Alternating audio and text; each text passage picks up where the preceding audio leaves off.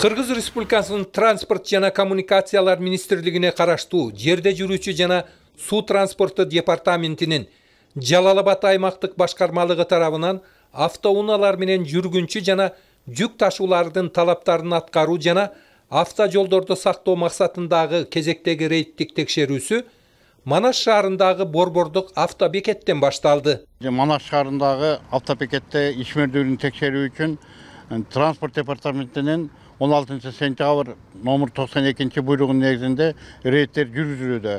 Бул рейдтер бир айда 2 жолу атайын мобилдик топ аркылуу ушинтип жүрүп турат. Азыр ташуучулардын ишмердүүлүгү боюнча мына каттамдарды каттаган микроавтобустарды баарын азыр инспекторлор текшерип башташат. Манас шаарындагы автобекеттен күн сайын Жалал-Абад жана Ош облустарынын аймактарына жүргүнчүлөрдү ташуучу кичи жана чоң автоунаалар байма-бай каттап турушат. Андыктан автоунаалардын тетиктерин тыкыр көзөмөлгө алып, айдоочуларга такай кеп кеңештерибизди берип турабыз дейт текшерүүчүлөр.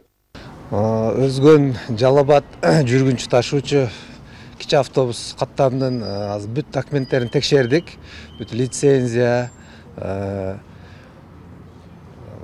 путевкалары, бүт документтер толук экен. Эртең мененки мед кароодон, техникалык кароодон өткөн. Азыр бүт бойдон ушул каттамга даяр. Жалал-Абад автовокзалдан Жалал-Абад өзгөн маршрутунда жүрөбүз. Tekşerüler күнүгө келип турат, ушу эртең менен постоянно келип, ушу текшерип, биз текшерип кетишет. Баары жайында биз эми ушу кыш келе атат, эми ушу кышкыга даярданышыбыз керек, эми ушу биздин механик немелерди айтып турат.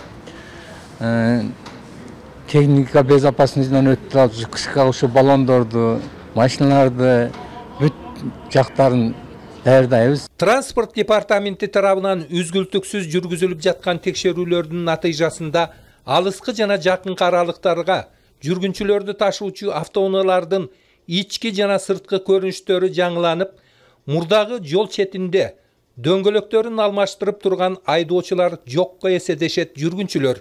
Мен өз Жалал-Абадка көп эле катташым. Мурда жана шарты жок жана кичинекей маршруттар болчу эле, ошондойлор катташып эле. Азыр жакшы, аябай ыңгайлуу, бар, ичи таза, жаңы автобустар моундай. Эч эмес жок, жакшы, бардык шарттар жакшы. Техниканын жетишкендиги эң жакшы жогорку деңгээлде деп эсептейм, мынакей. Таптаза кетебиз. Жерде жүрүүчү жана суу транспорту департаментинин Жалал-Абад аймактык башкармалыгынын бул күндөгү дагы бир атайын багыттагы текшерүүсү Ош-Бишкек автотрассасынын чок ортосунан орун алган Каракөл шаарындагы Каракөл транспорттук көзөмөл пунктунда жүрдү. Негизинен оор жүк ташуучу автоунаалардагы белгиленген нормадагы жүктөрдү текшерүүгө басым жасалды. Белгилей кетели, мында ар бир жүк ташуучу унаанын дөңгөлөктөрүнө берилген салмакка жараша ашыкча оорлук болсо 17.500 сомдон айып пул салынат. Бул жерде баардык нерсе компьютерлештирилген. Биз основном оор жүк ташуучу унааларды, фураларды таразага тартабыз. Бу түштүк түндүк жолунда ортодо жайгашкан, чак ортосунда жайгашкан бу тараза.